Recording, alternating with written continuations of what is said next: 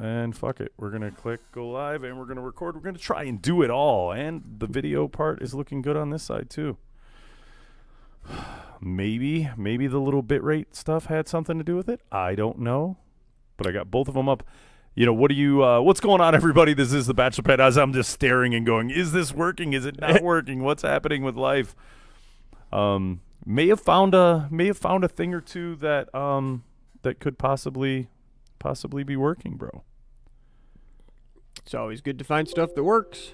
Well, yeah, it just would be nice if I got those ones on. That could be why. Doom, doom, doom, doom, doom. It would be nice if I actually had some overall knowledge of what's going on, but changing the video quality and the bit rate and whatever, everything seems to be playing and looking right on this so far. So not only do I have the OBS, but now I have this, open on this screen. And it's fine. Remember, it was causing. So maybe that's the deal, dude. Or you know what? We need to hip other people to it and start like a weird, some kind of a weird hey, stuff you learn and figure out when dealing with audio-visual crap you know nothing about. I would just go to Reddit and subscribe to the OBS subreddit, and you'd probably learn a heck of a lot. Yeah. And there's probably some pretty good memes on there too. So that never hurts. That could be a thing. Yeah. Yeah, even the computer usage is lower and whatever. Man. So that's awesome, and we're recording at the same time. So what's going on, man? How was your day? You said another crazy day. It's another crazy day in the life of the tall guy in the corner, tall gentleman in the corner there. Yeah, so I'm doing the Science Olympiad. I'm helping out with that. So we had to got off work. I worked from home today, which was nice. Got off work, got in my car, drove all the way out past where I would normally go, went to St. Clair Shores, and entered a high school for the first time since the year after I graduated. That was weird. That's got to be surreal, walking back into high schools and whatever, yeah. And they had a really cool so we're sitting in a classroom, and I kind of look up, and all the tiles, they're like a drop ceiling, and each little drop ceiling tile, a class, it said class of 2008, and then all the people in that teacher's classroom had signed it, and it was like colorized, and they put it on the ceiling. So that was really cool. But that's neat. It was wild, man. I'm sitting at one of those little high school desks and listening to a teacher talk, and I'm like, man, I feel like I'm doing more learning right now than I ever did in the 4 years of actual high school. Actually being there. Tell you what. There is something about being awake and alert and aware and whatever, right? Which I don't think many of us were. And we're pumped through with hormones, right? Oh, chicks, this. Do I have a booger in my nose? I'm freaking out. Like, dude, I remember some of my major low cut shirt. Oh, I remember some of my main concerns when in high school was, did I have a booger in my nose? Like, it was the constant, right? Like if somebody happened to look in that, oh my God, what is it? Do I have something? And then they go, oh my God, what is he doing? Does he doing that? Because is he picking his nose right now? Like, dude, yeah, that's weird. It was wild, man. There's a lot of weird, and I guess just the insecurities and whatever that we had, in weird. Now, so I walk into this high school, right, and straight ahead is the gym, and they're playing a basketball game. High school basketball game means high school girls walking around. And is it just me, or they look like they're 12 years old? They are so young. I don't know. I haven't been in high school. I have no idea what anyone's age is. If you're not 18 and you're buying vapor, or you're not 21 and trying to get into a club, you could be 3 or 36. I have no idea. I'm sitting there, we're walking down the halls, and I'm half reminiscent about never actually going to class and doing things that I probably shouldn't have been doing at that age, but oh well. And I'm sitting there going, these girls are like 12 years old. Now the basketball players looked like grown men. I mean, we're right outside of Detroit, so they gonna build basketball players a little different out there than in the cow town I grew up in, where I think our tallest player was like 6'6", and he was a transfer. Everybody else was lucky to hit 6 foot, and we did not have good sports where I grew up, but they look like grown men. And these girls come walking out, and they're giggling, and they're laughing, and you're like, oh my God. Did you look like that when I was in school? Did I think that was okay when I was in school?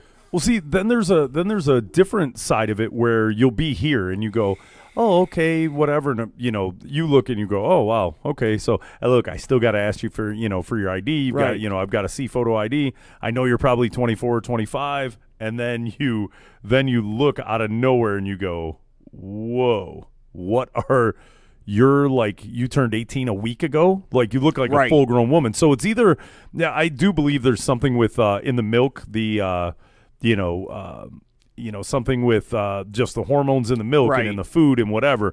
Because this whole, like, and even when you get into the, the 18 through 20s and white girl with booty and whatever, dude, the body types are totally different. Totally different. Than what they were when I was. Right. I mean, granted, everyone wore weird clothes. I'm a little bit older, so, it was high-waisted jeans and whatever. And, if you look back at old, like, ads from the 90s or whatever, just every man. girl had the Jennifer Aniston haircut. And I don't know what you're talking about. My 90s looked good. I'll tell you what. All about those the Levi jeans and the bell bottoms. Woo! But think about how things change. They go from the high-waisted jeans to then the low-rise, then Right. the whatever. And it's interesting because it goes in these cycles where by the time I have kids and they're in high school, they're going to be wearing what I was wearing. And I'm like, oh, yeah. that's back in style now? Well, it's like when the bell-bottoms went away and then Yeah, came and then back they for came a minute. back and yeah. Yep. The jorts and the chinos. Yeah, there's some really weird There there's was- some, I still have the camera set up from whatever. I mean, it's got you in there, but Hey. Yeah, the other breaking news today, and if we had a breaking news sound effect, I'd click the button and do-do-do-do-do-do-do-do. What- yeah, Breaking what- news from the Jake Podcast news desk. Al is not wearing a hat and didn't even bring one with him. dude, What? well, it was kind of warm. It was like 50 some degrees. I wear a beanie in 100-degree weather. I don't care. Yeah. I think it's like a comfort thing. I always have a beanie on, and when I was snowboarding in the summer, it wasn't like, oh, it's summer, it's time to take a break. It's summer, we're going to Austria, we're going to New Zealand, we're going somewhere where there's snow. So I just always had a beanie with me, always had it on. I kind of feel a little naked right now. Yeah. Yeah. Well, I don't see you as naked, but Well, that's a good thing. you can feel naked all you want. What do you think about weird guy fashions that are happening now? The weird part is I've factored down into every old work shirt that I've had. Like, I've been in the sales and beverage business, so I have like 900 Polos. polo, inland, sparkling ice, whatever, and I Right. wear it as if what's up, Big Tony? Yeah, you called the other day. My bad, bro. I didn't. I was in the middle of something and trying to. Of course, I was late, but I was gonna text you or whatever. And I kind of forgot.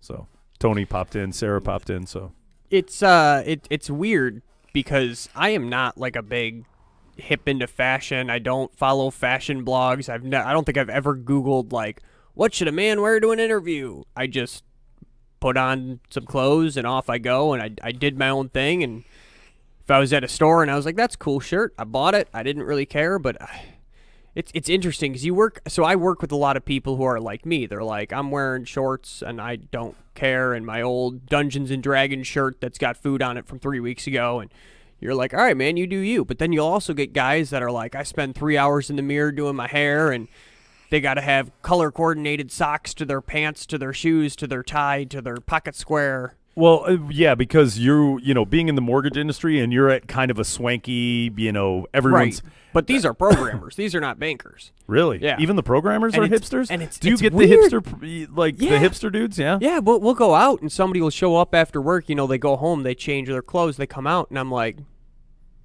does that work for you? Because you look like a damn circus animal. Wow. Like- Okay. well, let's factor it into the skinny jean phenomenon. You're a skinny dude, Oh, so your yeah. jeans are somehow going to be skinny. And I know Tony, if Tony's still in the room, Tony works at bars, right? And he works at bars in Plymouth, and granted, Yep. he has a real job too, but he's a giant, so they just pay him to be big. Bartending's a real job. But seeing some of the fashion, like, dude, the dudes in skinny jeans, and that is he sees the no ma'am. Tony And likes the no ma'am. There it is, Bundy, product placement. Bundy for president. But yeah, looking at like some of the stuff with the skinny jeans, and I Right. do like that everyone's taking some care and concern about the way they're looking. Like, it seems like and I say it in the nicest possible way, ladies, that they've gone more hookerish in the younger girl range, that when they go out, but it was still kind of like that in the 90s, but it was, it was there were fewer of them, right? And my chick during the 90s was that one that, of course, had to have like a midriff, whether it was a sweater, it was like baby gap everything, right? So the belly button was showing at all times, and it's not like she had her belly button pierced. It just had to be super, because she had pretty good like sweater gloves, right? So that would be there, but the belly would be showing, super hip hugger, like, super low-rise jeans, and like everything was painted on. But the minute she got home, because she graduated from U of M and, went and got her master's degree at Wayne State and whatever. So she's a very smart girl, but boy, oh boy, when we went out, did she want people to see what her body form was. But when she was at work, she worked in the labs at U of M, and scrubs, right? It was scrubs, hair in a bun, hair in a clip or whatever. The minute we got to the house, she would completely disassemble whatever like hot outfit she had on, and boom, she was back to scrubs, hair in a clip, and all makeup off. Kind of like Superman changing in a phone booth. And I would have guys when we were out, they were like, "Hey man, not for nothing. I mean, dude, you're a cool dude. You know I like you, man, but how in the hell did you get her, man? Like, she is hot and 5'4", 105 pounds, and C cup, and everything was, and she was pretty on top of it, right? Everything's it wasn't in even the right spot, and I was like, yeah, but I was like, dude, just so you know, she doesn't wander around like this at the house. She literally, I mean, I bet changes. you wish she did, but dude, I wish. You know what? And that was the thing. I couldn't get her to wear anything sassy around the house, right? Right. Like at the time, you figure it's your first like real, job, and you're together and you've got a house, and it basically seemed like playing house with everything, right? It was trippy because every now and again I'd be like, dude, I'm working 12 hours, I'm staying over, we got a project, we've got whatever. Hey, I'm gonna come home. How about you put on this and this? And she'd lie and say like, yeah. Like, and I was like, look, I'm going to be coming home. I'm going to walk in, I'm going to get in the shower, and boom, sexy time, right? Like, we need sexy time now. And, but, hey, be wearing stuff or do something, right? Just something. Give a brother something. We've been dating for like 4 or 5 years, or, we got married after 6 years, and I was like, come on, man, do something. Yeah. Give me something to work with. I'd come in, hair in a clip, U of M sweater, and scrubs, and sitting on the couch. Don't get me wrong, she never said no to the to the sexy time or whatever, which I'll give anyone credit at. 6 years, there's always not tonight, there's or not my, 3 my times stomach today. hurts, and nothing. It was trippy, man. She was good for all the rest of that, but it was weird. But at that time, she was the only one who was dressing. Like, if we went to a bar with like 15, 20 chicks, everyone was dressed, I don't know what I want to say modestly, but modestly hot, versus she had to be the one that it looked like she stole her little sister's clothes. Right. And, sorry, trying to communicate. Yeah, with the skinny jeans, though, I could never pull it off because I turned sideways, you wouldn't see me.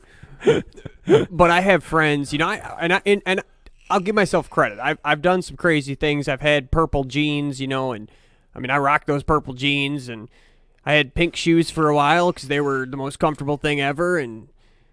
But the skinny jeans I couldn't do. I tried them. I went to the store. Did you? You gave it my buddy the was old like, try?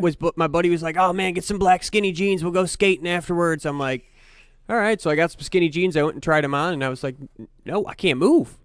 I have friends that can't skate without skinny jeans, and I'm like, how can you move? No, yeah. And then this is something that freaks me out, and I do like there's a redo of the movement on sagging pants. Like, I'm seeing a ton of memes and a ton of whatever, which I don't get. Like, give it up, right? And if you know jail or prison culture, right, you're publicizing something totally different. Like, on the outside, that's just cool, but when you got to walk and hold your stuff up and whatever, right, I get looking cool, right? Like, I wanted to buy I think I talked my parents into buying like parachute pants. I actually at one point really, really pushed the issue for like a Christmas or like all my birthdays together to get the Michael Jackson coat. Which, can you see all this in a Michael Jackson coat? I needed it, and it would have been a horrible faux pas. They never bought it for me. I think maybe they did it for my own benefit. I think sometimes as a parent you're like, oh, alrighty, we're just gonna save you from that harassment right there, and not have my child beat up every day. Yeah. And good for them. Yeah. Because that would not have been solid. But yeah, the combination of skinny jeans and sagging blows my mind. Right. Like I wanna shake them. What are you doing? Right. And buy the proper size pants. And I get, right, be cool and whatever, but that is kind of what your late teens and early 20s, you're trying so hard to be cool and do whatever, and But just that is the most horrible combination of clothes that were mashed together is these sagging skinny jeans. I don't understand it. And the weirdest thing to me is that you'll see people do that, and it's 100 degrees out and you're wearing full-length skinny jeans. So A, you're an idiot. Agreed. But then they bend down and they're wearing freaking basketball shorts under the skinny jeans. Yeah, you're all bunched up like. When I used to play basketball, now it's a winter sport, right? So I was very young, but you put your basketball shorts on, you put your jersey on, then you put, your track pants on over the top of it, and they'd bunch up and they're uncomfortable, and like you can't wait to rip the track pants off and get in the gym where it's warm and you're freezing your nads off. And how is that comfortable? How can you do that? Yeah, no, it's what else is one thing that I wish I could get into, and it's weird because now I wear glasses 9 times out of 10 just because contacts annoy me, and I found out I was getting sicker than normally I will very rarely get sick through the course of a year, but with contacts you're constantly putting your fingers in your eye and whatever, and germs and shenanigans, and I was like, so glasses, I'm comfortable with glasses, but it's kind of hard to wear a baseball cap with glasses or a backwards cap with glasses because it'll put pressure on the side, and and it doesn't look right and whatever. So a lot of times what I'll do is I'll take the little earpiece here and I'll just flip it over the ear on the outside, and it works, and then that starts to hurt, so you just kind of alternate throughout the day. And well, because I'm Irish, I want to get down with the Boston Scully thing, like the Boston Scully Company and whatever. But I've got one of my really close friends that generally when I leave the house, it's with him, and he rocks it. So you can't have both of us rocking it. Now we're like a gang, Now we've got to have like a secret handshake or something. Right. You got to call each other and figure out which one you're wearing that day. And and you're an adult, right? Don't wear a baseball cap every 5 minutes, right? Right. I get if I'm going to the gym or you're going to play ball or doing something. And yes, just to throw a hat on here and there, it's good because how's my hair looking? Do I really want to put some stuff in? Because you'll look somewhat disheveled. And with me, my hair kind of does the same thing whether I wake up or not. But if I have product in it and it's looking cool, I kind of like it to look cool because you never know who you're going to. Yeah, you never know who you're going to meet, or you never get a second chance to make a first impression. So try and look as reasonable as possible. Unless they have short-term memory loss. That would help. Then you do get a second chance. Where's my Drew Barrymore with her? There you go. 50 first dates. That would wear me out. 50 first dates. I mean, can we do like 3, 4? It's kind of cute, romantic, but the 5th and the 6th, you're like, yes, I am a programmer. But just think, you could just play and pretend new stuff every day. Ooh. And if she was as cool as she was. Like, dude, I have the soft spot for nice and sweet like nobody's business. So, and I'm not particularly attracted to Drew Barrymore, in general. Is anybody? I don't know, but in that movie I am. In that movie I am because it's the nice sweetness, and she's prettier in that movie than I recall her being in a lot of other movies. So when I was growing up, the rage was Jessica Alba. Well, the Rage Against the Machine. Jessica Alba's a nice lady. Into the Blue, where she was swimming, and her buttocks, and there wasn't even like a wrinkle in the buttocks, and everybody was like, "Oh," and I was like, "Meh, that's all right." Yeah, I never really. To me, she's just too small. Like you're gonna break her. No, I can't deal with the ones that are like. If you're 105 pounds. I'm going to be afraid I'm going to break you. That's been my whole history and whatever. Dude, have you seen a baby come out of the lady place? Dude, they can drop a bowling ball out of whatever. You ain't breaking nobody. Like I don't know, man. That is Mark Wahlberg and Unbreakable. Like that is the vagine. That thing is very resourceful. You get one of those tiny girls that's like 4'11" and like 85 pounds, and you're like, oh. But then you think about it, and you're like, I'm gonna like try to turn you over, and I'm just gonna snap you in half. Yeah. Which I'm sure probably hurts me too, because some of these girls probably look at me and go, I'd just break you. Yeah, well, and it's what your eye sees and whatever, right? I mean, Right. if you study enough anatomy and physiology and you know enough about and look, I've watched enough weird stuff online. Yeah, no, it's really resourceful. They do that and then they go home and lead a normal life. Like, yeah, Right. that's it's a thing. No, I just like the way it looks. right. My dream girls were always like, and this is definitely gonna speak to my personality, but it was, you watched that '70s show? Mm-hmm. Donna was it. Yeah. Give me the redheaded girl who's got all the right pieces in all the right places, and I'm like, whoop, we're good. Yeah. It was a broken heart when I found out that she was playing for the other team. Oh yeah. Yeah, I was like, I mean, I can't move to Hollywood and casually run into her at a restaurant and sparks fly. Then maybe you'll be the one. Maybe you'll be like a vampire and Turner. I don't know. Oh man. I mean, that's not a high probability game, No. to try and. I mean, they do have like genetics now, man. I don't know. Well, and Maybe inject her with some serum that changes the brain chemistry. I don't know. well, and I've talked a lot about this because I have a lot of friends, like lady friends that are like, and it's, of course, the community would be mad if they were listening, but they're not. But where they're like 3/4 gay, right? Okay. And a lot of them in their early, like mid-20s, especially now, they're like 3/4 gay. They're gay. They really like chicks, and that, when they get drunk, they really want to be mess with chicks, and they do go mess with chicks, and but like every 3 weeks, they'll let a dude slide in, right? And they'll mess with a dude, and then maybe 2 weeks after that, maybe the dude will slide in if he's a Right. cool enough dude. And I mean, then there's some that are 100% like, nope, don't, I'm never doing that again. But what I found is historically, as time, there's certain things that it doesn't matter how culture changes and how views and how accepting of, everything society becomes, your biological clock is still ticking. Sure. And most girls I know, they have a couple close friends, but they basically will agree to the fact that, I can't get along with girls the way I should. Right. And if those relationships, I mean, you've got your few that are really notorietable, that they stay together and they do whatever, right? But the majority of them end up factoring into, man, this is a lot more difficult, and we're arguing all the time and doing this, and in one relationship, second relationship, third relationship, that then they decide to play the game of life and get a husband and get whatever. Now, maybe do they, when they go on their girls' weekend or when they go to their girls', it's girls' night and, it's Wednesday, we're going to go have beers and do whatever, go have a glass of wine. Maybe they girl out that Right. night, and then maybe they do the girl shenanigans, and then they go back to their normal life, which I would be completely okay and accepting with dating a chick who was in the, was on the spectrum of that. Sure. Hey, it's ladies' night and whatever, and I'm going to go. You do you. Cool. I'm I don't sit even in know. my boxers and watch football. I don't need to know if you're doing it or if you're not doing it or whatever. But hey, go have some personal time. I'm gonna watch Al Bundy, reruns and hang out Right. with the dog and. I may Skype Al and play vids, and hey, Right. man, look at this. This is crazy, and talk weird guy stuff and sound like a 13-year-old.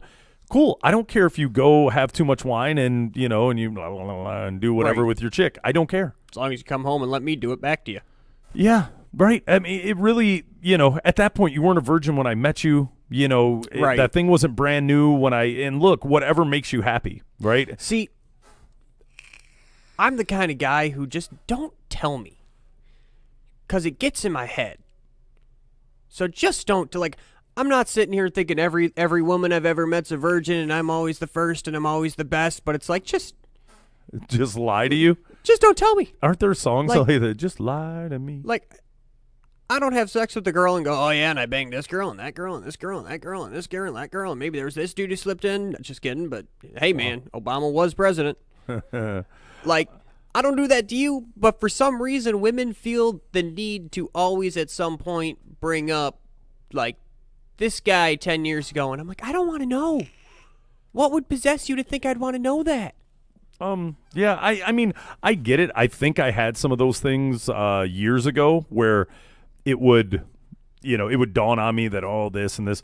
But, dude, I have lived enough of a life that I don't care what you've done. If Right. if we sat down and we had a pissing contest, right? Like Shiwi and me and standing and peeing, if we had a pissing contest and we actually got through, I don't want to tell everybody everything I've done. I've done Right. some incredibly bizarre stuff. And not even bizarre, I mean, it's extremely guy stuff. Like even my guy friends are like, you're not that good looking of a dude. How do you pull off? And I'm like, there's multiple ways that you can get the job done, right? Right.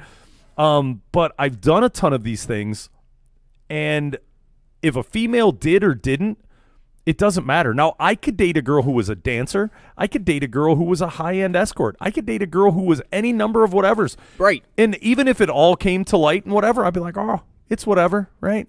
See that messes with I my have mind. a 50 First Dates kind of, a Drew Barrymore-ish that, okay, You whatever just forget happened it. before. Well, no, I mean, that's the way I am, where I'm like, I really don't care what happened before me, and just don't tell me. Like, I don't care. I don't want to know.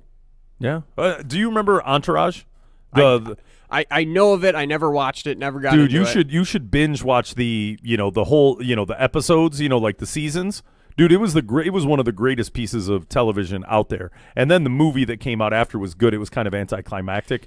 But there was a situation in there where the star of it, who, technically if you look at it the way the show was going, was Mark Wahlberg, right? And he ended up dating a girl who, and it was Sasha Grey, the porn star. And she's Okay. not like a mild porn star. She has a couple asterisks by things she likes more than normal. And he was dating her, and I don't care, dude. She did whatever, blah blah blah, and they were totally cool. Well, then he wanted her to stop doing porn and whatever, and she wouldn't. And hey, this is me, and whatever. And it gets to one of those like weird apexes in your Right. understanding that even if you didn't know and don't tell me, but then I know what you do and what. It's just weird, man. I'm so accepting, and that's why I don't, people. That's why I bag on people for being racist, or I bag on people for being, that's why- homophobic. That's why we bag on people? Well, I mean, I bag on them just, especially racist and especially, people homophobic. I don't care. I don't care who you have sex with, right? Like, dude, oh man, I was really cool with you, but if I don't like the chick, this chick versus another chick, or a dude, or 7 dudes, or maybe bestiality, I'd be like, dude, I really don't know if I can be friends with you, right? Yeah. Or I'd need your clause. Just don't tell me about it. I don't care Right. what you do. Like- you're banging sheep later. I don't need to know about it. I mean, see, I think I might draw the line at that one and be like, dude, you need some help. Yeah. Like, you definitely need to. So my buddy was in the military, and he was telling us a story because he was in Iraq, and he was doing the whole, after we had kind of gone over there and kind of pissed away their entire country trying to help them, and then we're like, oops, we got your dictator for you, and then we just kind of kept going for some reason. They're sitting there and they're doing the whole Iraqi army and retraining them and reprogramming them to be, pro-America. Woo! He's sitting there with an Iraqi soldier in their little, I think it was like a guard tower deal at the base, and they would watch the townsfolk like lead their sheep around, and they knew what was going on behind a rock. But his first day, guy takes a sheep behind a rock, and you could see him, and he drops trow, and he's pissing behind the rock, and then he starts looking at the sheep, and then keeps looking at the sheep, and then just drops it right in the sheep. No. And he's like, whoa, what? And the Iraqi soldier is like, yeah, he go get some. I don't know why this Iraqi soldier was that was of Asian descent. yeah, but, he just became Asian all of a He sudden. was, apparently, Yeah. in my head. But it was like a total culture different, like, my buddy's like, no, what are you doing? And the Iraqi guy's like, yeah. But it's wild, man. That's and that we might say be a line drawer for me. If I saw that guy at the bar, I'd be like, no. well, yeah, and you hear those weird stories of people in the deep South, right? Right. There's jokes about, oh yeah, you're one of them, whatever. You know why he wears his boots that big, and there's a lot of stuff kind of weird. Well, Right. on a very weird swing that we went that somehow that got extremely out of round. I remember I told you something was going to come up today that was off color and off, Yep. and I don't want it to be racist, but it's probably going to lead. We're going to go down that road. It's probably going to lead that way. I mean, Donald Trump is president. We can say whatever we want, apparently. That's right. But I was I look at I'm an animal lover, right? And dogs and but not that kind of lover. Not that kind. But in dog, Detroit Pets for Sale and all these things like groups. That's where I got Scuba Steve from. Sure. And as I look through some of this, I'm like, okay, boom, boom, boom. Now, and I hate it. I don't even like the words forming in my head or whatever, but it is a cultural thing. When I look on there and I see people that are rehoming their dogs on a regular basis, because I'm a creep. I'll look and I'll be like, oh, this one. Okay, did they just get dogs or are they stealing dogs, right? So when I see somebody post on there that, hey, man, this dog, it's crazy. I got to move and whatever, but I need to rehome this dog and whatever. Now, some of it's socioeconomic because you look at their stuff. They live in Southwest Detroit. They live in, they live in Detroit proper, in Inkster or whatever. Bless you, sir. Yep, so thank you. I look at some of it and I'm like, oh, no. I'm like, really? Right. I'm like, And you see the same, people popping up? I see similar people popping up. I see people that, I had this dog. He's the love of my life, and it breaks my heart and whatever. So I'll go and I'll look. Where are the posts of you and this dog that you love so much?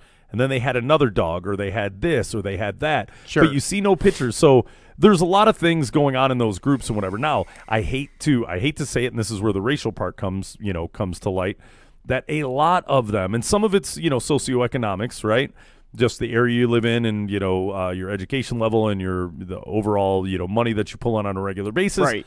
And the color of your skin or your ethnicity. Okay. Right. And I look at it. Right. And I'm just like, man, and I said it today and it just kind of flew out of my mouth. I was like, dude, black people should not have animals. Right. Because I'm looking at the post of and people looking for dogs. Like, hey, man, just looking for a dog about $50 and any size or any breed. What are you doing with that dog? Right. So I know dog people and I know pet lovers and whatever. You just don't, I need a dog. Now, you do, there's dog fighting rings and there's, who. But that's a specific breed of dog, and that's you can't just, at least I don't think. Well, no, they have bait dogs where they just, teach a dog to do whatever and to kill other animals and whatever, right? I know more about that than I'd like to because it drives me nuts and I hate it. Bait dogs, right? See, there she goes. Leah popped in. What's up, Colin? What's up, Leah? So I see this, and I know it sounds incredibly horrible, right? The fact that the words formed in my head, and I went, I'm not going to say it, and I went, nope, I'm going to say it, right? Right. Boom. You just should not. Slips right out. And then I look, and then I'll look at the individual, right, that's looking for it, and then I look, and then you see pictures of, and just some of the idiotic sayings that are coming out of their mouth and, doing whatever, and pictures of a house, or people that are breeding dogs. I see those same people, hey, pit bull for sale, pit bull for sale, pit bull for sale. And I'll look and I'll see how many times they're running. And then you look at the condition in which the puppies are in. And it's almost like girls. What's up, Colin? It's almost it's really funny because I'll look at the condition in which the dogs are being taken care of. And you look and you're just like, what? You live in Detroit, but this looks like a farmhouse. And, it's tile and dirt and whatever. This isn't outdoors. This is indoors. Or you look and you're just like, oh, poor animal, right? That they're being bred in conditions like this or at people's houses or whatever. That drives me nuts. So I see that, and then I see, it's just, and they're, and so you're breeding the crap out of these two dogs to just keep producing puppies at every turn. And, some people look at it as as now it's different if you've got, hey, I've got a razor edge Gotti and I've got a blah, blah, blah, and it's a great thing and it's a certain, price. But if you get a chance, it really freaks me out because I look at it and I'm like, no.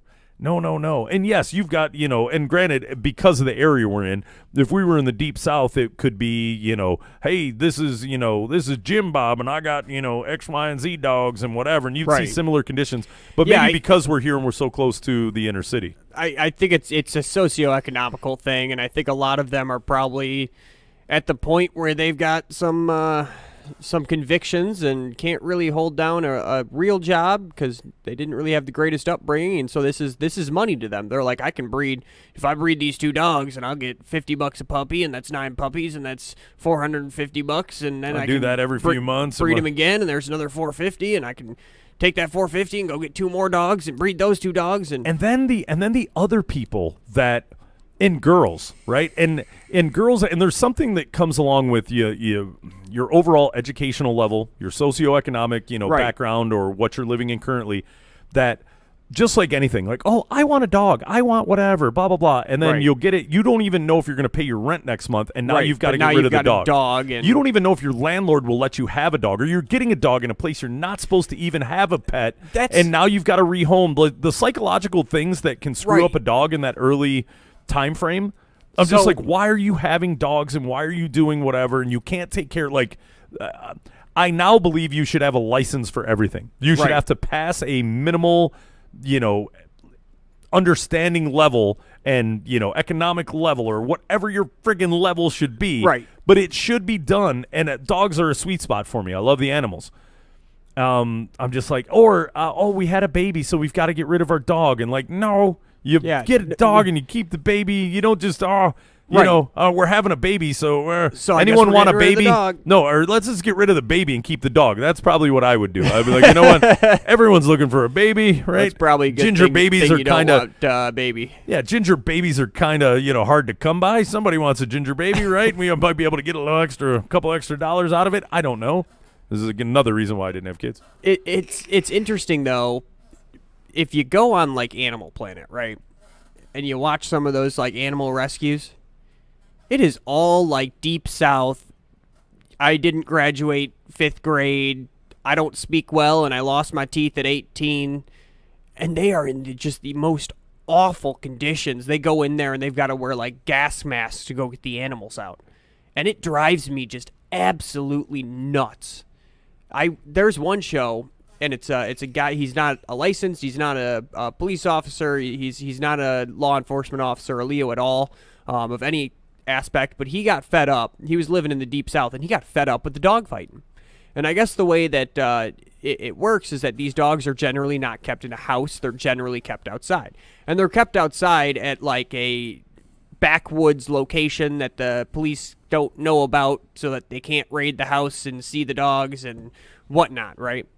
So he will hear about like, oh, there's this dog fighting thing going around here, and he will get on Google Images and go find, where would these people be hiding the dog, and sometimes he'll go on Google Images and see the dog camp, and he'll go and he'll bring some big old buddies and some firearm protection, and he will go let the dogs loose. Oh, really? Yeah, and that guy is my hero because he's like the Robin Hood of dogs, right. Like, He'll go like tramping through the woods for hours to find this place, and then he'll find it, and he'll like cities and it's reality TV at this point, right? Yeah, so you've for got sure. an entire camera crew also doing it, and they probably got some high tech. They knew where they were going before, but they'll go tramping through the woods and they'll find it, and they'll like sneak up to it and, all right, when's this guy going to come back, and yada, yada, yada, and he'll call the police and say, I found these dogs, and I released these dogs, and I've got them, and he gets them in kennels, and they're fighting dogs, so it's not like you can just walk up to him and be like, hey, Pooch, let's go over here. Right. So he's got all the tricks of, like, the food and the toys and the bite glove, and, he'll bait him into biting his arm, and they won't let go, so he'll just drag him into a cage and then It's kind of like take the glove off. And speaking of deep south stuff, do you know of noodling? Right, noodling is where you go you go hunting for catfish, Yep. and some will create and they'll put barrels in the thing and they'll wait and they'll stick their arm in a hole until the catfish, yoink, and then they pull it out. That sounds very much he just took they come noodling out all on land. bloody and but he's like my hero, because then he like called the police. He'll like figure out who owns the property, and or if somebody does, or who's coming out there. He'll sit there and like wait for the guy to come and find out his dogs are gone, and then he'll follow him back to his house and then call the Leos, and they'll come out, and they always find some incriminating something in the Along house. with it, 'cause, wouldn't be much of a reality TV show if they did all that, and then they're like, well, there's nothing we can arrest him on because the dogs are gone, and he doesn't own the property. And Like, one of my main concerns in life, like even my overall well-being is a secondary thing, Right. to the health, the well-being, or whatever. Like I lived in a subpar like house back in the day because Michigan is not extremely pet friendly for large dogs. Oh, yeah. And by large dogs, like 45, 55, 65 pounds, Right. anything. You could have a golden retriever or a black lab. Apartments will not let you have it. Right. Ironically, one right across the way is totally cool with it. Like Really? right over the thing. They've been known, I think it's Autumn Ridge, right on Cherry Hill, just when you cross over the doohickey. They are notorious for, big dogs and whatever, not really heavy on the breed restriction and, whatever. So that's pretty solid. That place has always been. But like in Texas, almost every place is cool with dogs. Right. So, dude, totally different mindset down there. Yeah, but I mean, it's Dallas and it's metropolitan and it's Right. and it's whatever, so it's kind of weird that Sure. down there it's just pet friendly everywhere. Here, if you've got a cat or what some people would consider a dog that's like 13 pounds, It's a rat. right? It's a rat dog combo. It's like My ex, she had 2 big dogs, and then one unfortunately went to doggy heaven, and she got a rat, and then she got another rat, and I would come in every time, and those things would yap yap yap yap yap yap yap because they are the most yappy little Creature annoying. things. Ugh. And she would get so mad because I'd be like, "Oh, you got a rat infestation. Here comes the rat. Why is the rat on the blanket?" I couldn't stand. Her other dog, Jack. I was like, we broke up. I was like, I kind of want to go steal Jack. Take I want to go take him. Well, I've had a Chihuahua. Most of my dogs are black labs or black lab mixes. I had a golden retriever, and obviously, now I've got crazy Scuba Steve. But at one point, when I was with my longtime ex or whatever, she was like, "Oh, her family dog died, and I had my black lab Doberman combo, best Right. dog on the planet, right?" And so I had him. She decided, oh, well, the family dog died and she was upset. And then, let's stop by this. It seemed whatever we were doing, we would take a pit stop and just go to a pet. She needed to play with dogs, Right. like a puppy to make herself. And she sees one. It's a little golden retriever puppy. And, oh, my God, look at it, whatever. It's like, a $750. It was a lion head. Suckered in. It was a lion head. No, ironically, No. she talked them down to like from like 750 to like 300 or 250 plus dog food in a bowl and whatever. And this was at the pet food place on Ford Road Okay. but it also has dogs and they've Right. got pretty good breeding of dogs in there. Go in there, blah blah blah blah blah. She's like, no, and I was like, look, I've already got a dog. I don't know what you're talking about, and whatever. And she was like, how much money do you have on you? I was like, whoa, it ain't that kind of party, sister. Like, what are you doing? Right. Next thing I know, she was like, just let me borrow $100. So $100, she throws $100. Now we've got this dog. Guess what? I have a house. I'm living in a subpar, like old house, Right. just so I can have. It's like a dog house that I'm living in, so my Yeah. dog can live there.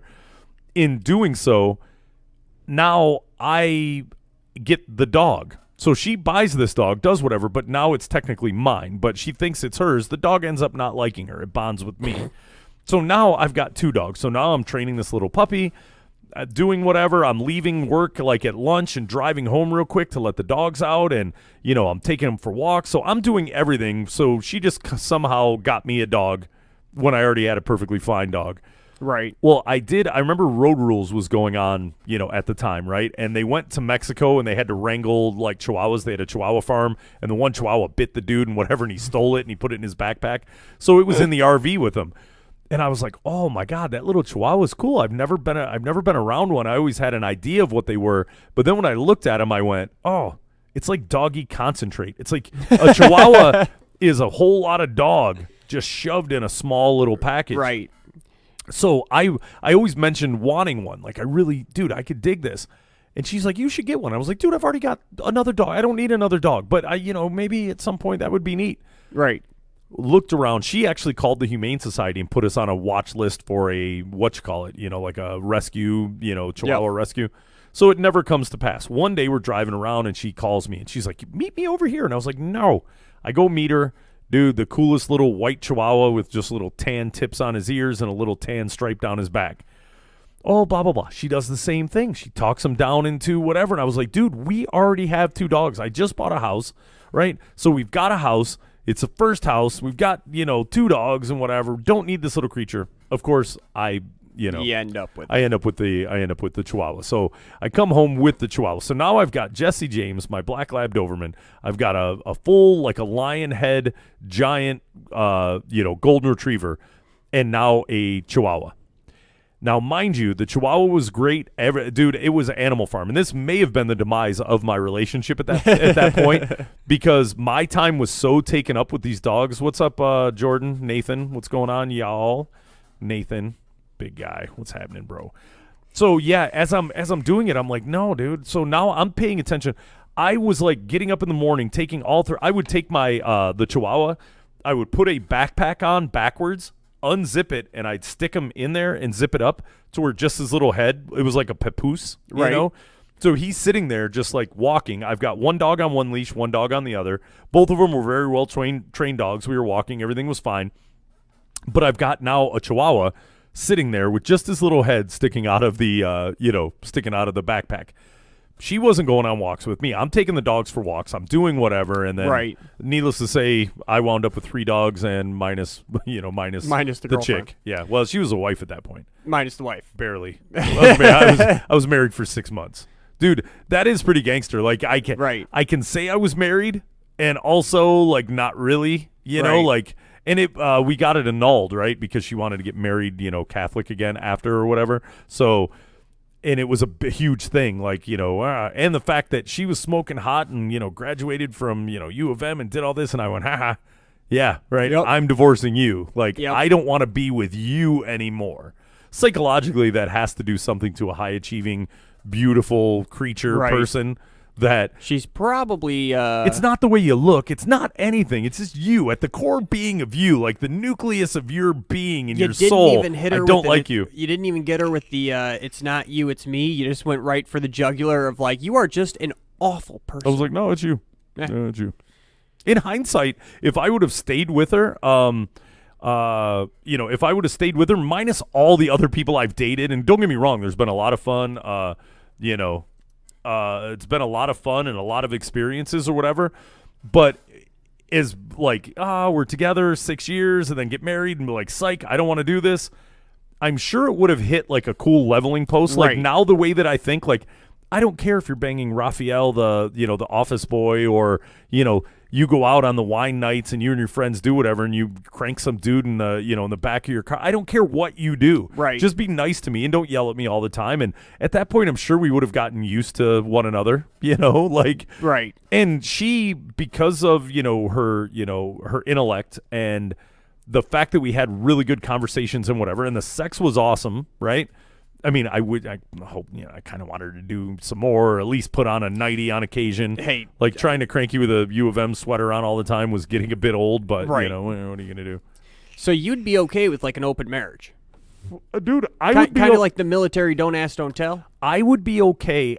I don't try and put things into categories. They are what they are. If I met a chick who was a certain way, cool.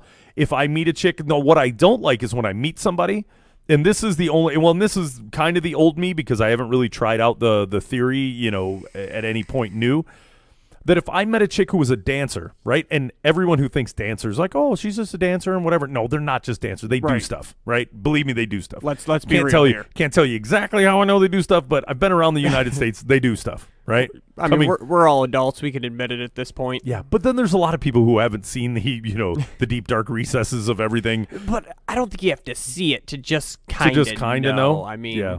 But you think oh, there's a whole other level of no. I'm sure. But in that same, but not all, right? There's the heart of gold. There's the ones that don't. There's the ones who, dabble in, there's put their the ones feet in that it for a are while. actually paying their way through law school. And there are, but it is the 85-15 rule is skewed more to like 90-10, maybe. I would even think it's higher, but. And when it comes to shenanigans, there's three ways of it, right? Those that say, I've never done that. The ones that used to do it and don't do it anymore, right? And then the ones that, and I forget what the third one is, right? But the ones that ask you for it. Yeah, right. So it is kind of weird that all of them have done it, whether it's just once or it's situational or it's whatever. Believe me, it goes down. and prefacing our conversation from like 2 days ago, yeah, it's a real thing. It happens. Right. But I don't hold anyone to any different, accord for it. And if I met one and she was awesome and everything was there, but she did this and, I don't do it now. And do you know how many girls that, well, I don't do anything like that because, I have a boyfriend or whatever, but I used to. And if I ever break up with that boyfriend, I probably will again. But at this current time, in the overall scheme of whatever, right. I'm not at this moment. See, I but don't believe that. I was 3 months ago. Right. And I probably will in a year and a half when this relationship dissolves. That's right there. That's why I don't believe it. Because you don't actually change. Oh no. I manage these places and I've worked in them. I've seen the ebb and flow of what they do. Well, they act like they change, but at their core, they didn't change. Well, no, I'm talking about doing stuff they're not supposed to be doing. Or exactly. Doing whatever. Yeah, no, and dude, I know them. I'm friends with a few of them, and I've watched them go from doing, not doing, back to doing, or only under certain circumstances, or only with certain people, or whatever. That proves my point. If you really change, you don't go back to doing it. Well, no, they don't say they change. They just say they pause. They're not doing it at this moment. My favorite is when it's kind of like, the drug addict, right? I used to be addicted to heroin, but I don't do that anymore. No. You are still addicted to heroin. If you shoot up once, you're still an addict. It did not change. Now, the fact that you have made the conscious decision to say, like, okay, I'm not going to do heroin, doesn't change the fact that you are still an addict. Well, you went right to the H, huh? Hey, man, right to the horse. Right to the H. And for me, it's White Castle. Like, I'm not eating White Castle right now, but there will be a moment of weakness in the future where I will get some White Castle, where I can't drive past that little White Castle. So you still eat White Castle?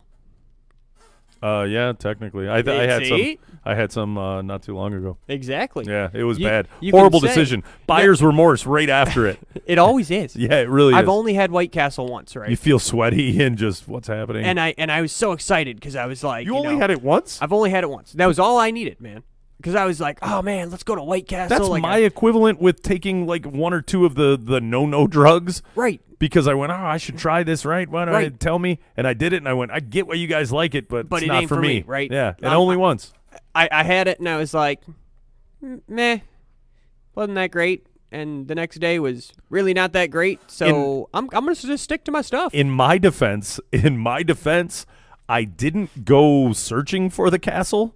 I went, and of course it was late at night. I was like, dude, I'm cool. I'm not going to eat and whatever. Well, I couldn't go to sleep, and I told you I've had this pinch nerve and whatever, and I was just like, dude, I've got a headache, I've got whatever. So I wasn't really feeling hungry, and then all of a sudden, hunger struck, and I'm like, I looked, and dude, I haven't gone shopping since the snowmageddon snowstorm of 2017, of everything, 18. Right? So I haven't gone. I haven't done whatever, and I'm like, no. I was like, you know what? I was like, man, where can I go? Where can I eat that's not horrible? Where can I go? I go, dude, it's like 2:00 in the morning.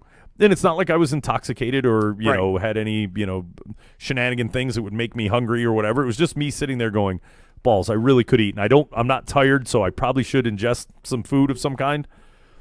I went to McDonald's, right? And this McDonald's is the devil, right?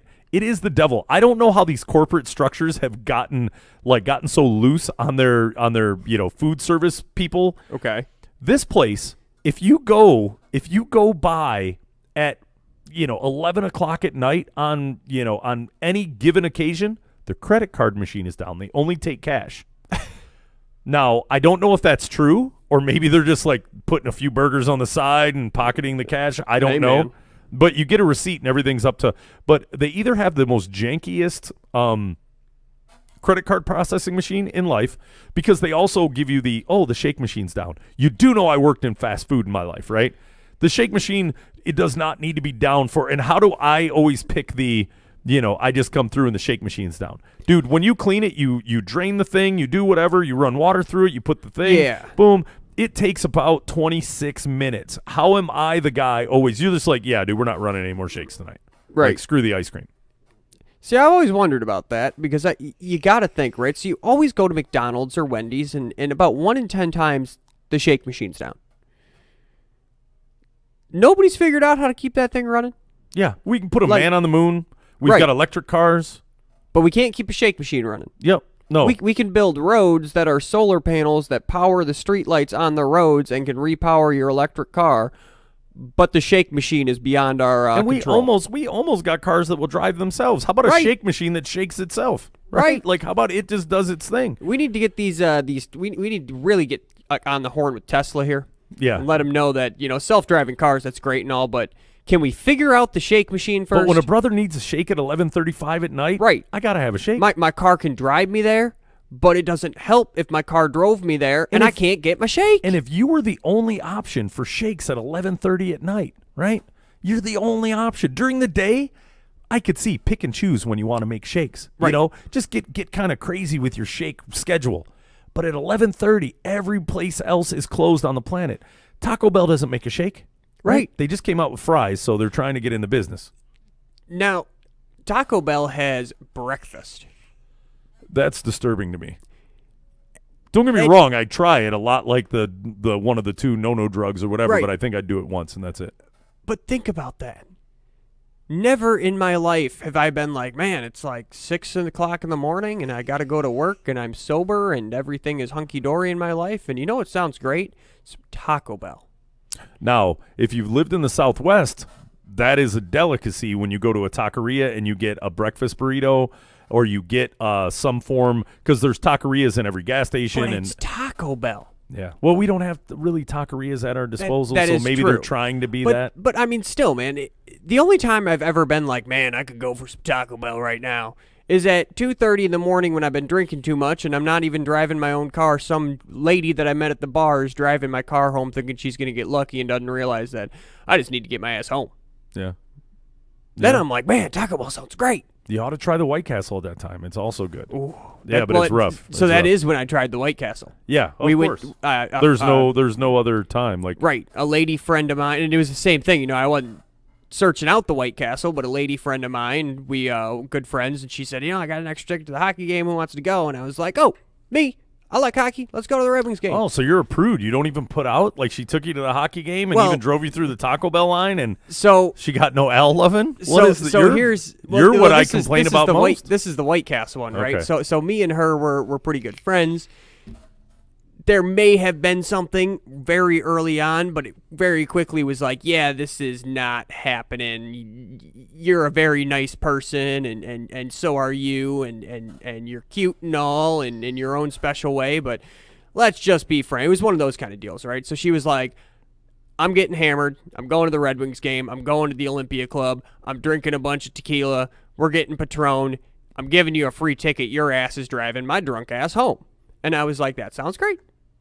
I'll get some drinks. She's buying everything. She's paying for the gas. We're going to go see the hockey game for free. She's got the hookup. So you couldn't have just tossed her a little bit of Al? Oh, man. A little bit? No?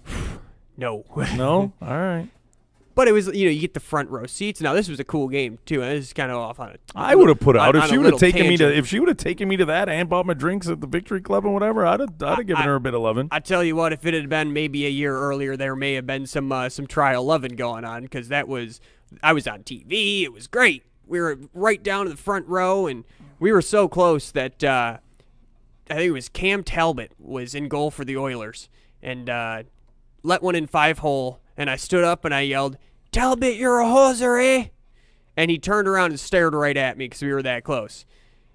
Well, overtime happens, and it's in our end, and they ended up scoring and celebrating on the glass in front of me. So if you go back and you find the game, there's a couple years younger Al smacking the glass and screaming because we just won in overtime.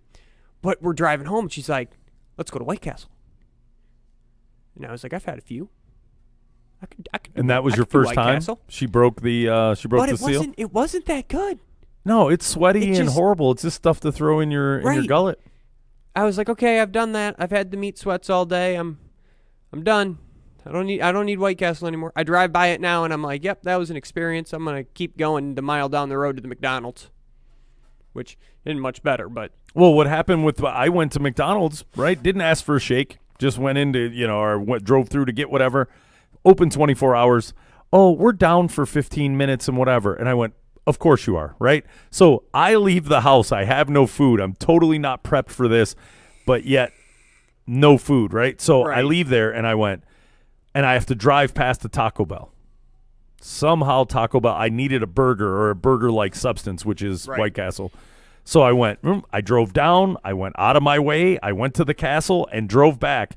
And buyer's remorse, and it was like, oh, what am I Right. thinking? You What were did I like, do? I should have waited the 15 minutes. What am I doing with my freedom? I refuse to wait the 15 minutes. I would drive 15 minutes in any direction before I would sit there, because what are you doing? Why does your credit card machine not work That is true. at random times? Why are you down? At what point would you need to, and maybe you batch out at certain times, but it doesn't take 15 minutes, No. you know? Dude, And I've can't worked. can't you batch out one register and leave the other open? Well, I know if you batch them out, if they're on a closed loop, with all of them or whatever, I don't know. to batch them out, but it wouldn't take 15 minutes. It would just. I've worked at places. I worked at Country Burger in Texas. I know the burger game. I mean, it probably takes a little bit longer to batch it out and then fudge the numbers for the second book so you can pocket an extra 100. Yeah, I for tell you the what. side burgers, I guess. Right. I don't know, I but was hungry that day. But who, I don't know, with Yelp reviews and whatever, and I will tell you that the Wendy's down this way, closer to, if we go Michigan Ave, Sure. that is the worst place ever in life. I don't understand who could own it or manage it or whatever. I got so mad at that place, and I went, yeah, and they were just telling people, hey, it's we're closing in 15 minutes, so it might take a while and whatever. It might take 15, 20 minutes to produce a burger and fry, because you're closing in 20 minutes or whatever. So you're telling me I pull up at 10:30 something, Right. and at 11, or at 10:40, there's 20 minutes before you close, but it's going to take until 11:03 for me to get my food. Right. I was like, how is this? Why is this? None of this makes any sense to me. And then it was weird, and they were telling it because I heard it through the speaker and whatever. Dude, and they care nothing about nothing. They don't even care. Even on the – and I get it. I mean, you don't care much Right. about this job. It's I mean, you're working at Wendy's. right So at night, on Yeah. the night shift. But, dude, seriously, if you need that to pay your rent or whatever, how about take your sure. job serious? Right. So – yeah, it's bizarre. So I went to the castle. I drove over and whatever. But that place is the devil. It's just I've seen some really shoddy, and I normally don't care because I've been there. I get it, right? I don't care that my Big Mac has lettuce all over the place and things Sure. are slid sideways and whatever. Don't really care. But in that same token, or when I drive through and you're sitting there waiting, and especially you see weird stuff at night. Dude, I hear cussing, people playing grab ass, doing all Yeah. this stuff, and it took 12 minutes to get my thing ready, and I can see through the window.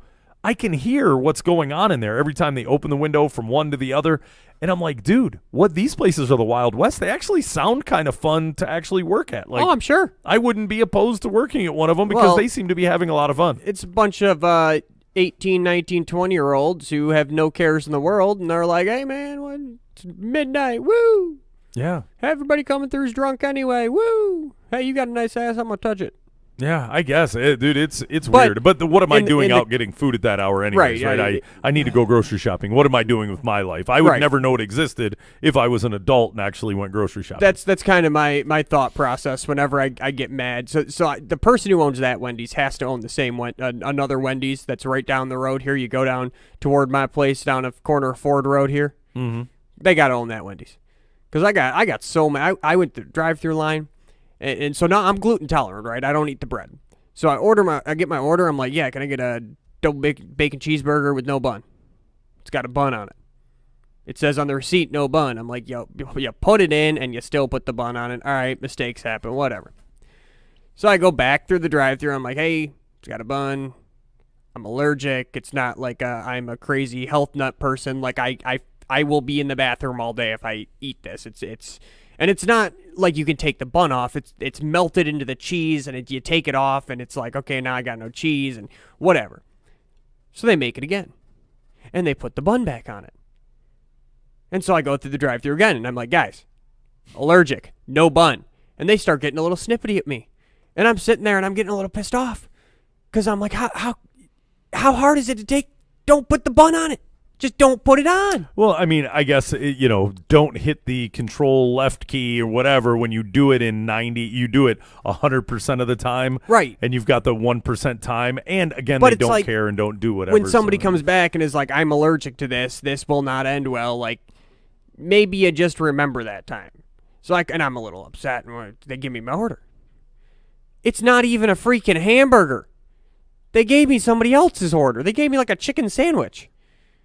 So I come back the fourth time, and I'm pissed off. But before I walked in, I had to be like, okay, how can you be mad at them when it is 3 a.m. and you're trying to get a freaking cheeseburger right now? Like, you are not doing anything special with your life. You need to calm down. That's right. Yeah, no, it's a matter of odd perspective. Right. That, and I generally don't care. If I order something, it comes out different. I just, right on. Yeah, right. whatever. Yeah, what are you going to do? I order extra pickles. You don't put pickles on it.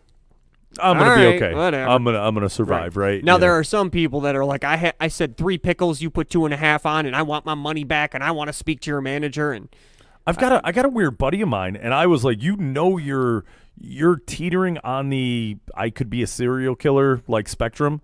Okay. He orders stuff like I want pancakes. I want pancakes, but I want butter on the pancakes, but I want the strawberries on the side with this and this, and he'll order it in a weird manner. Okay. It never comes out right. Sure. And he's kind of sketchy and a little twitchy. like just I need but super like an idiot savant, right? Like right. It's super smart. But the food never comes out right. And, dude, he has no gauge. I think he found out that he's on the spectrum, like borderline autistic. Okay. Right, which plays into the, I'm an idiot savant when it comes to right. numbers and whatever.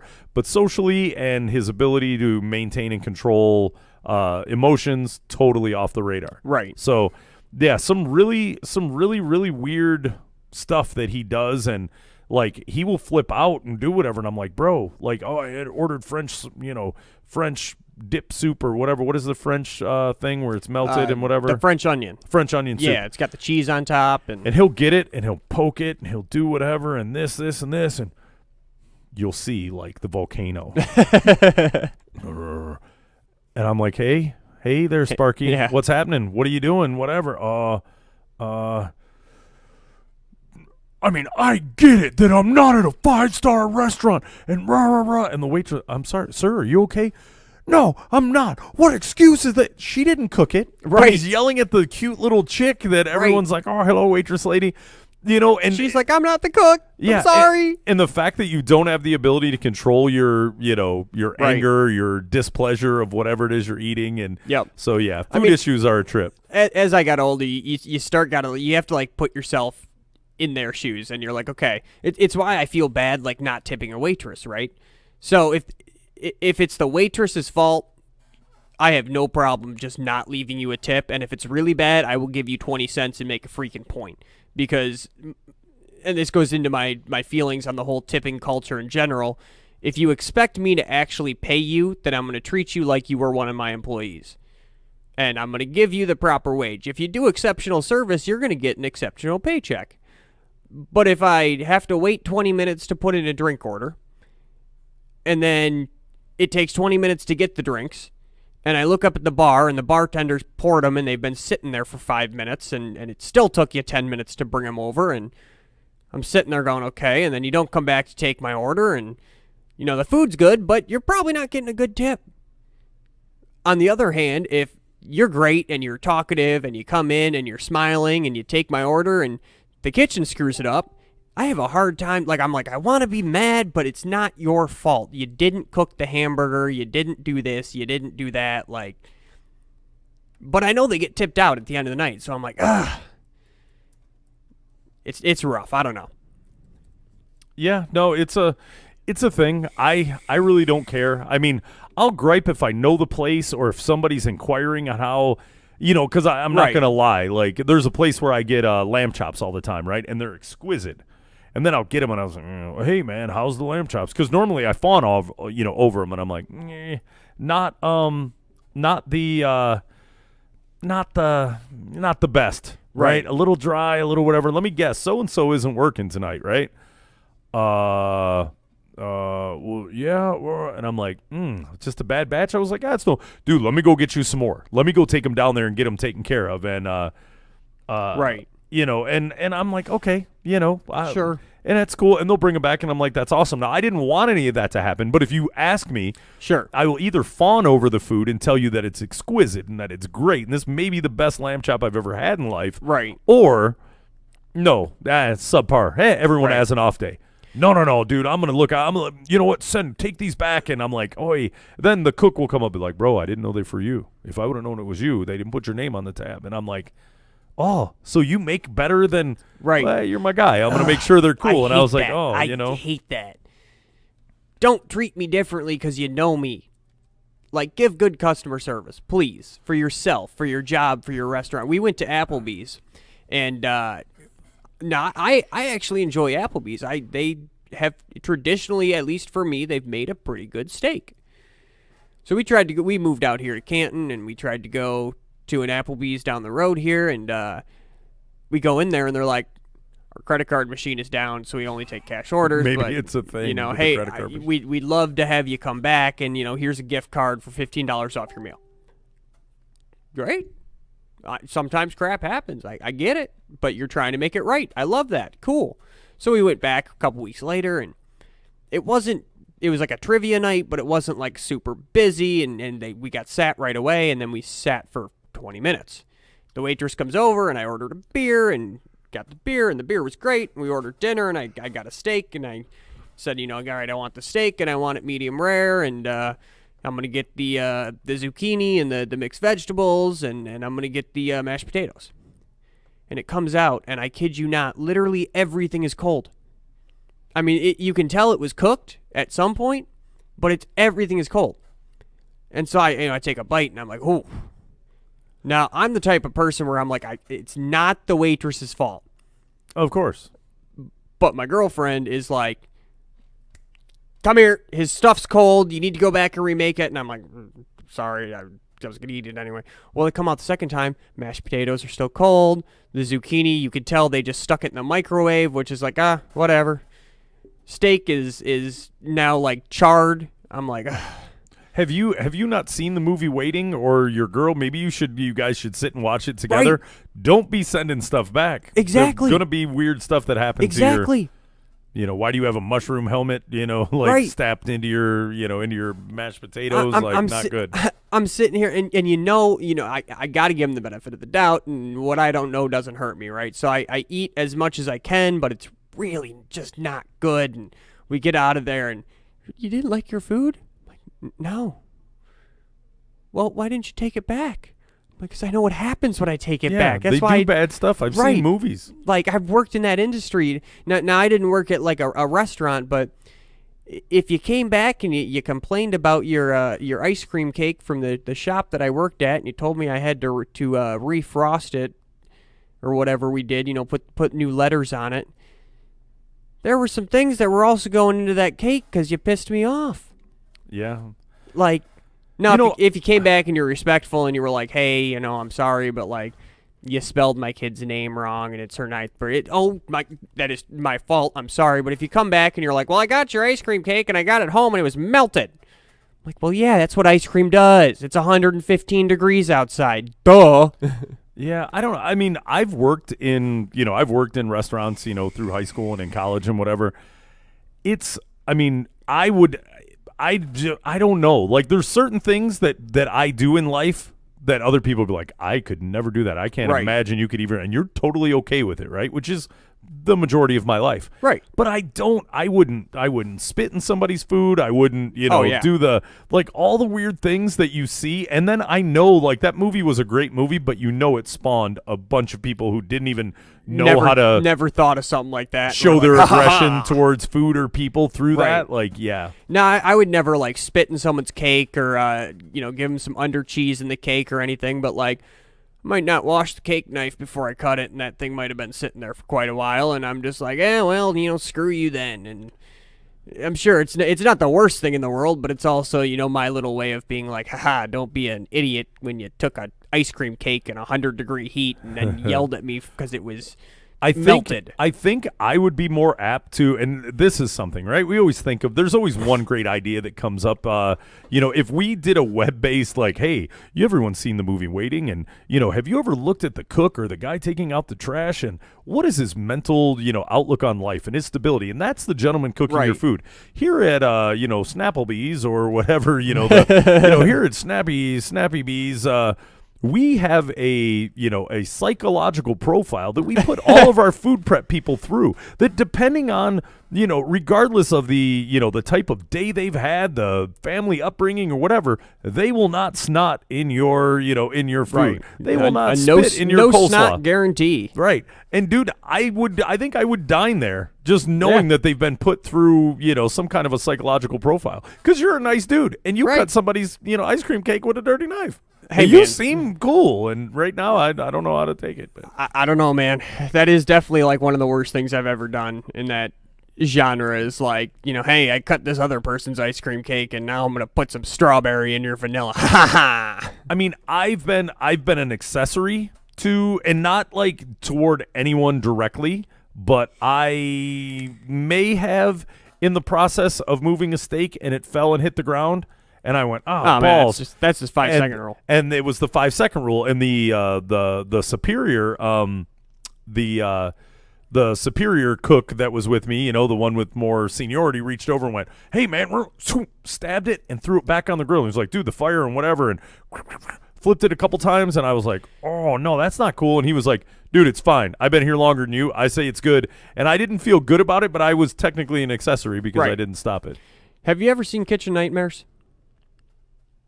Huh? Have you ever seen Kitchen Nightmares? It's the Chef Ramsay where the restaurant is failing and he comes in and he's like, "You're all awful people," and he like changes their marriage and their marriage is falling apart and their kids are like, "I hate everything and I'm gonna kill myself." And 3 days later they're like, "This is the greatest thing that's ever happened to me, and thank you, Chef Ramsay." And they had one episode on there where exactly that happened. He's standing in the kitchen during the first dinner service, and it's the first one. They always do this sequence where he comes in and he tries the food, and he's like, everything is ghastly, and this pig is still oinking and whatever. And then he goes and he does the dinner service where the food is all terrible, and every customer's like, "It was overcooked, it was undercooked, I'm sick because my fish wasn't cooked enough," and whatever it is. And guy dropped a steak on the ground, picked it up and threw it on the grill. And Chef Ramsay's like, "What are you doing?" Did he tell him 5-second rule? And he was like, "Well, fire will kill off all the germs." He was like, but he just turned around and walks right out of the kitchen and just goes outside and is like, I got to think that man smokes a pack a day at this point, because you see enough stuff like that and you're like, I don't ever want to go to if I'm not running the restaurant, I don't want to go to it. Yeah. No, I agree. I like to be in control-ish of of my food, because I know, and even I've been cutting lemon. I've been doing, get up and slug a glass of water, and I take, I'll cut the lemon. I got the little lemon squeezer thing and whatever, right? So I squeeze, and, and I'll be doing whatever, and then the lemon will and fall, and I'm like, balls. And I'm like, okay, so it's my counter. Although I do have a heathen, pretty unclean individual who wanders around the kitchen also. But I'm like, is it that crucial? It's the morning. I haven't even had my first cup of coffee. I need to slug this water. Am I really going to toss? And it was the counter. It's not like it hit the floor or did whatever. But, anyone could have came out and licked the counter while I was asleep. I don't know. Well, hey, man. Right? But you gotta watch out for those counter lickers. Yeah, almost as bad as the window lickers. They're a weird kissing cousin of those window lickers. But if there was ever a better segue and a better time to to end a program, on the window lickers. On the window lickers. On the window lickers. Well, on the window lickers or just near them. Whatever it takes, man. I mean, I don't know if I want to be on a window licker, man. On them, near them, whatever it takes. It makes me think of airplane. Was that a 45 or a 44? 45, 44, whatever it takes. I don't know. But on that note, this is the Bachelor Pad Radio. I've had a crazy headache. I'm surprised that I can do this. Right. Because I'll get up and I'll be a little bit wobbly, and I've got the the crazy pain in the the pinched nerve and pressure behind my eyes from the sinuses on top of it. Like, dude, I'm a walking disaster. But if you put a mic in front of me, I will talk for an hour or two or 4. Or if a customer comes in, I did notice that the more I talk and the more I do whatever, I'm like, hey, I don't feel so bad. There you go. And then I stop and I go, Oh, God. my head hurts, why are my eyeballs, whatever. Yeah, it's bad news. All right. So on that note, hey, everybody, thanks for chiming in. It was a Thursday. It looked like we had a couple more people than an average Thursday. So, hey, new year, more people we're going up. And in the middle of winter, you got nothing else to do. Come Hey, listen man. to us talk smack. And just so you know, I did create the Bachelor Pad Radio page. So I've got the Bachelor Pad Radio page. You can chime in whether in the show or on the page and go, hey, guess what? We'd like to talk about this, or if something weird happens in your day and you've got a good topic, whatever, feel free. If you want to give us show ideas, we'll talk about it. You can chime in. Hopefully in the next week or two, I know we'll try and figure some stuff out. If we get the phone line live to where it's not too ghetto and janky, to where people can call in, do whatever, this and that. So, but if you do have a topic, or hey, you wouldn't believe what happened, blah blah blah blah blah, talk about that on the show. I'm sure Al and I have something we got some experience over here, gentlemen and ladies. That's right. So on that note, this is the Bachelor Pad Radio, Facebook Live. Jake, Al, good night. 1, 2, 3, 4, finish. Stop streaming. Stop recording.